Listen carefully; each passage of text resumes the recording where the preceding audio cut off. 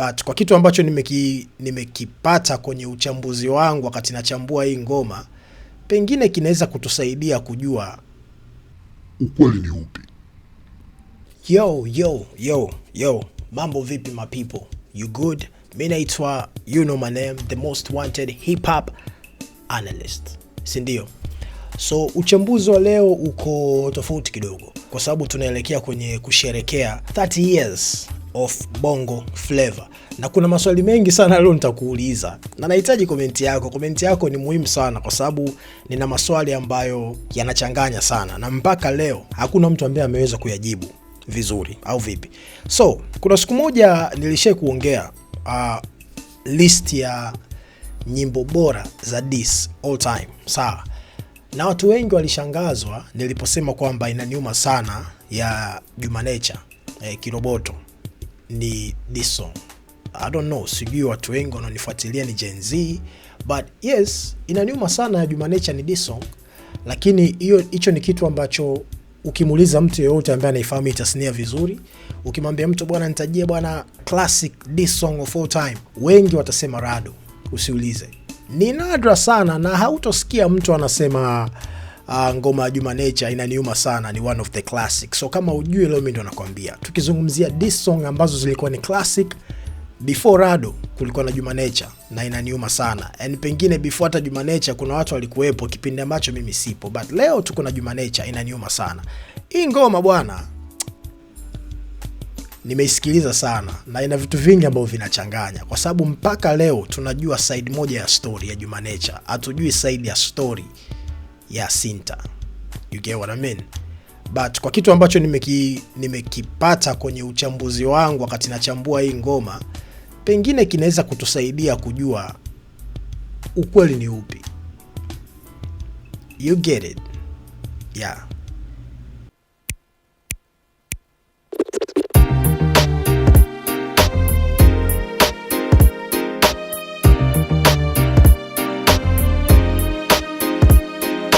Siku ya kwanza kukutana naye, alikuja kwetu usiku. Alikuta nimechoka, nimetoka kurekodi usiku. Walikuwa kama 4 hivi ndani ya gari aina ya Tesla, wamejaa hangover, utakana jana yake walikesha. Akaja mchikaji wangu mmoja kutoka kwenye ile gari, akaja moja kwa moja mpaka kwenye mlango wa ghetto. Necha, kuna mtu anakuhitaji, hebu toka muone. Kukutoka nje na kuanzia alivyoanza hiyo story, kuna vitu vingi sana vinaendelea. Wakati nakuwa kulikuwa na story nyingi sana. Kuna watu walikuwa wanasema kwamba mahusiano ya Juma Nature na Sinta, mtu ambaye aliwaunganisha alikuwa ni Dida, rest in peace Dida, right? Lakini pia kuna watu wanasema hapo akaja mshikaji wangu mmoja kutoka kwenye ile gari mpaka kwenye mlango wa ghetto, sawa?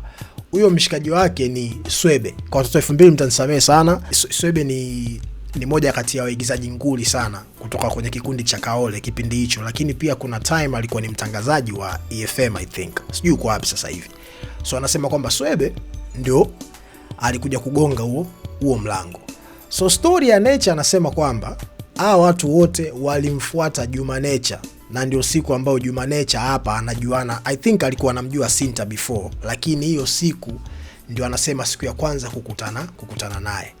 But kwenye interview ambayo Juma Nature ameshawahi kufanya na Skywalker, aliulizwa hili swali na Juma Nature akazungumza kwamba kipindi hicho wakati ametoa albamu yake ya Nini ni Chanzo, kilikuwa ni kipindi ambacho of course Nature alikuwa yuko all over, ndo alikuwa Diamond wetu kipindi hicho na alikuwa ana pesa sana, sawa?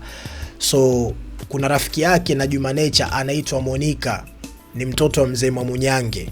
Monica ndio aliyemuunganisha Juma Nature na Sinta. Lakini hapa kwenye ngoma Juma Nature anakuambia siku ya kwanza kukutana naye alikuja kwetu usiku. So bro, niko confused bro, like which is which? Kwa sababu kuna stories za kipindi hicho za mtaani, and then kuna story ya Juma Nature mwenyewe akiwa anafanya interview, na kuna hii ngoma. I don't know. Sasa tuendelee. Akaja moja kwa moja mpaka kwenye mlango wa ghetto. Necha, kuna mtu anakuhitaji, hebu toka muone.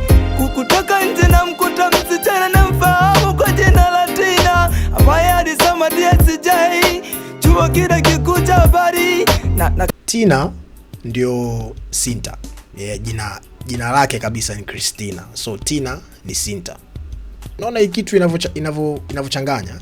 I think that's the reason why shout out to Big Chawa. Big Chawa kumfanyia mahojiano Sinta na akamuuliza ni kitu gani ambacho unajutia kipindi ambacho ulikuwa star. Sinta akasema kitu ambacho najutia kipindi ambacho nilikuwa star ni kutoka na msanii wa Bongo Flava. Ushansoma, ndio kitu anachojutia. So maybe hii siku Sinta anasikia hii ngoma alikuwa yuko disappointed. Like how come unasema kwamba siku ya kwanza mimi kukutana na wewe nilikuja kwenu usiku, wakati Monica ndiye mtu ambaye alituunganisha sisi wawili. Na Tina ni kweli alikuwa anasoma DSJ, chuo cha habari, lakini kile sio chuo kikuu cha habari. Yeah. But it is what it is. Na mtu anakuhitaji, hemu toka muone. Kukutoka nje na mkuta msichana na mfahamu kwa jina la Tina, ambaye alisoma DSJ, chuo kile kikuu cha habari. Na katika kipindi chote alikuwa anaishi hostel. Mshikaji akamwita, akasema huyo Juma huyu hapa, sasa ongea naye muelewane, twende tukajichane. Inaniuma sana. Okay, hii part ya kujichana I think alikuwa yuko correct, kwa sababu kwenye interview ambayo alifanya na Skywalker, Nature alisema kabisa kipindi hicho alikuwa akifika pale alikuwa anamchukua mtoto mwanangu anakwenda kweli, yani kula nyama. Anakuambia kipindi hicho alikuwa anatembea na pesa kwenye mfuko, yani you get what I mean. Lakini contradiction ipo kwenye hizi story, like ni Sinta alimfuata Nature au Nature aliunganishwa na Monica ili kumpata Sinta. Lakini mtaani watu wanasema Dida ndo alimuunganisha Nature, na wengine wanasema kwamba yule mwana aliyegonga mlango alikuwa ni Swebe. For the culture, mimi siku nikipata nafasi ya kuongea na hawa watu wote ningependa kujua ukweli wa hii ngoma ukoje, because hizi ni au tuachane nazo tu. Unajua kuna stories zingine zinapendeza zikibaki kama zilivyo. You get what I mean? Yeah. Nikifikiria uwaga ninalia, inaniuma sana. Kila nalofanya linakosekana, inaniuma sana.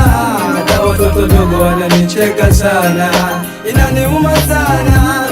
Nikifikiria uwaga ninalia, inaniuma sana. Kila nalofanya linakosekana, inaniuma sana. Demu wangu amepima, amekutwa na ngoma. Ndio maana Sinta anasema anajuta sana kudate na msanii wa Bongo Flava, kwa sababu hapa pia demu wangu amepima, amekutwa na ngoma. Kila mtu kipindi hicho alikuwa anajua bwana Sinta ameugua. Yeah. Crazy stuff. Sky alimuuliza Juma Nature, Sinta alikuumiza sana. Of course, Juma Nature aliumizwa sana na Sinta, because bro, kwa watu ambao mkiwepo kipindi hicho, Sinta ndo alikuwa J-Lo wa Bongo. Sinta alikuwa ni demu mkali sana. Sisi watu wachaputa, nimeoganae sana bro. Yani ndo bro, like bro ilikuwa ni crazy. You get what I mean? Sinta alikuwa Sinta ni Sinta kweli. So I don't know, I think this ina ukweli ndani yake, lakini pia kwa sababu Nature mwenyewe anakubali kabisa hii ilikuwa ni foolish age. I think pia asira ilifanya aongeze vitu vingine ambavyo pengine hata havikufanyika, lakini ndio ambavyo vilichangia hii ngoma kuwa classic mpaka leo. You get what I mean? Ya ingekuwa kwa miaka hii Sinta anasema anasu, ingekuwa ni noma. Yeah. Mambo safi tu anti, sijui na matatizo gani. Akangata vidore ili nimuone bonga la chore. Sikujua litataka ila niliona ni miujiza. Mtoto mdogo wa kike kunifata usiku uliojaa giza. Kuanzia juu mpaka chini shapu yake ni ya kuigiza. Anti sishaniona, mimi naondoka naenda zangu kulala. Nestosho siku size dingi akisikia ni msala. Akangata vidole, akaangaliana na wenzake, halafu akapeana kama ishara. Kama kuna mademu kama hawa 90% watakuwa wanaugua miwaya. Hii singo inalizwa hailizwi hivi, ikikumbuka kipigo ambacho anapigwa mwizi, kinachofuatia ni kifo hata kama awe anairizi. Tunarudia topic yetu, samahani washikaji kwa usumbufu, kwa kusikiliza maneno matamu yenye ubunifu. Akarudi msichana akiwa na huzuni tokea jana, naomba kampani yako twende tukatese birikana. Okay, hamna shaka, twende tukafanya nachotaka. So ina maana huo usiku Nature alitoka nao wakaenda Bilkanas.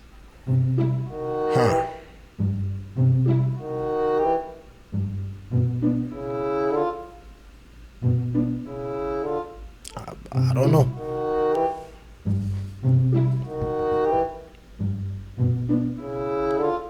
Oh, I don't know. Inaniuma sana nikifikiria uwaga ninalia, inaniuma sana kila nalofanya linakosekana, inaniuma sana hata watoto dogo wananicheka sana, inaniuma sana nikifikiria uwaga ninalia, inaniuma sana kila nalofanya linakosekana, inaniuma sana. Demu wangu amepimwa amekutwa na ngoma, unadai unakwenda shooting, kumbe unakwenda kufanya booking, mbona hujitanga? Unadai unakwenda shooting, kumbe unakwenda kufanya booking. Sinta ambaye ndio Tina sasa, ukiacha yeye kuwa mwanafunzi wa DSJ, lakini pia alikuwa ni muigizaji, na kipindi hicho alikuwa anatoka kwenye kikundi cha maigizo kinaitwa Kaole. Unajua, yes. Gen Z mtatusamee, lakini kulikuwa kipindi hicho ITV bro, kulikuwa hakuna kundi bora la maigizo kama Kaole Sanaa Group. Sawa. So na Kaole nakumbuka piskali kipindi hicho zilikuwa, kumbukumbu yangu sio nzuri, lakini nakumbuka kulikuwa na piskali 3. Sinta, and then kulikuwa na Nina. Nina pia ametajwa kwenye hii ngoma, sawa. And then kulikuwa na Nora. Eish. Damn, Nora bro. Nora mzee, Nora alikuwa ananichanganya sana anavyoongea. Alikuwa anaongea kwa utaratibu, afu alikuwa na macho mengine hivi, yani kama anakula kungo yani all the time. Unajua, shout out to Nora. Sijui kwa wapi sasa hivi. Umeona? So hapa anaposema unaniaga unakwenda shooting, ndio alikuwa anamaanisha hivyo, kwa sababu Sinta alikuwa ni muigizaji. Na kinachoendelea kumbe alikuwa endi shooting, kumbe alikuwa anaenda kufanya mambo yake binafsi. Na huu ni upande wa Juma Nature. Sinta bado anasema anajuta kudate na msanii wa Bongo Flava, kwa sababu mimi naamini hii story ni ndefu sana, na Sinta hajawahi kuongea kuhusu hii kitu. Yani toka ilivyotokeaga dada alikaga tu kimya. So it is what it is. Mbona hujitangazi kuwa hivi sasa bwana wewe unauza, ili kuwa sefu washikaji wao wapate nao kujiuguza? We mwana, hebu angalia uwa uthamani wa utu wako, alafu tofautisha na uthamani huo wa upumbavu wako, kwa kucheza dili na magazeti waweze kuharibu jina. Kwa kucheza dili na magazeti. Bro, let me tell you, before social media tulikuwa na magazeti ya udaku. Back then magazeti ya udaku ndio yalikuwa yanafanya industry isurvive, ndio alikuwa anafanya industry isustain. Kipindi hicho mzee, ukizungumzia Q and then ukizungumzia Ijumaa, mtaniambia kwenye comment magazeti mengine ya udaku, lakini nakumbuka kwa sababu kipindi hicho ndio hii I think Shigongo na hiyo kampuni yake ndio alikuwa ameshika sana Q na Ijumaa bro. So sasa hivi ile trend unaweza kufanya kitu tu kwenye social media na nini, and then the next thing uko on, right? But kipindi hicho lazima skendo zitengenezwe kwenye magazeti, picha zipigwe. Unajua watu walikuwa wanafuatilia sana. Mi bro pale home pale nakumbuka mama yangu bwana alikuwa ni big fan wa magazeti ya udaku. Kwa hiyo ilikuwa yani anajua kabisa Alhamisi sijui kuna gazeti gani linatoka, so lazima nitoke pale au Mwembe Yanga mpaka pale Mwembe Yanga stand pale. Kulikuwa kuna jamaa mmoja mpaka leo I think yupo, magazeti mengi sana hapo, na kwenda tu hapo bwana Ijumaa. Yani yeye alikuwa akiniona tu anajua anakuja kuchukua gazeti gani. So kabla gazeti halijafika kwa mama, kutoka Mwembe Yanga mpaka home njiani, na hakikisha nimeshalisoma, nimeshalimaliza. Na kipindi hicho ilikuwa fun because hapo katikati, yani kulikuwa kuna kurasa nyingi, lakini ile kurasa ya katikati ndio ilikuwa kurasa ya burudani, unaelewa? So utakuta lyrics za wasanii na kila kitu. So mimi nilikuwa nikinunua magazeti yote nilikuwa nikinunua na kwenda katika ule ukurasa wa katikati kuona kuna kitu gani kinaendelea hapo. That was nice. Lakini too bad social media ilivyokuja, hizo kampuni zote za I think za magazeti zilikufa, zilitoka kwenye soko. And I don't know why bro, because wakati nasikiza hii ngoma nilikuwa nafikiria kitu kama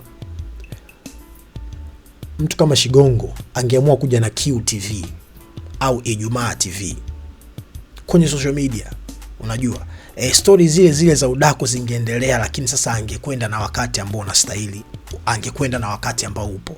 I think ni moja kati ya a very good business idea ya watu walivyokuwa na shift, na yeye angeshift pale. Watu wanatoka kwenye magazeti ya udaku wanaingia sasa kwenye social media, internet na kila kitu, unaingia huko QTV, Ijumaa TV, habari za udaku, kwa sababu bro watu wanapenda udaku Bongo, but it is what it is. Uthamani wa utu wako, alafu tofautisha na uthamani huo wa upumbavu wako kwa kucheza dili na magazeti waweze kuharibu jina. Haya hili swala kubwa ni lako mama, usimsingizie Nina, endelea kuponda mali. Naona hili swala ni lako mama, usimsingizie Nina. Nakumbuka nilizungumza kuhusu Nina, Nora na Tina mwenyewe. You get it? Singizie Nina, endelea kuponda mali mtoto, Mungu wetu atakusaidia. Kila kichoka tu penzi wangu mandida umeumia. Hii ngoma na dakika 7. Mi after hii na kuacha wewe uchukue time yako uende ukaisikilize. Sawa. Hii verse ya 3 iko pia ina story nyingi, na hizo story zote zilikuwa ni kwa ajili, I don't know kama zilikuwa ni stories za kweli, kwa sababu hatujawahi kupata nafasi ya kujua the other side, story ya Sinta ilikuwaje, kama kila kitu kilikuwa ni ukweli au la. You get what I mean? But hii ni moja kati ya classic diss song, unaelewa? Yani mtu amedisiwa, wasikilizaji wanasikiliza mpaka unasahau kama ni diss song, the way ngoma ilivyokuwa ni kali. Na I hope kwenye 30 years of Bongo Flava Juma Nature ataperform hii ngoma, yeah, kwa sababu itakumbusha na itaibua hisia za watu wengi sana. Yeah, till next time. Mimi naitwa, you know my name. Thank you.